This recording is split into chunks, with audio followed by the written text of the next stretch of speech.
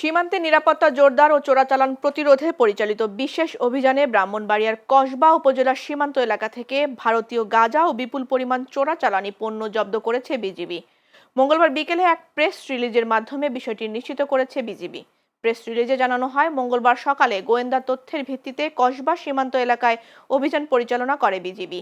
এ সময় CNG autorickshaw ও easy bike তল্লাশি করে 10 কেজি ভারতীয় গাঁজা, 614 পিস মেহেদি এবং 145 বোতল ভারতীয় রেড বুল এনার্জি ড্রিঙ্কস জব্দ করা হয়। জব্দকৃত মালামালের আনুমানিক বাজার মূল্য 9,23,700 টাকা।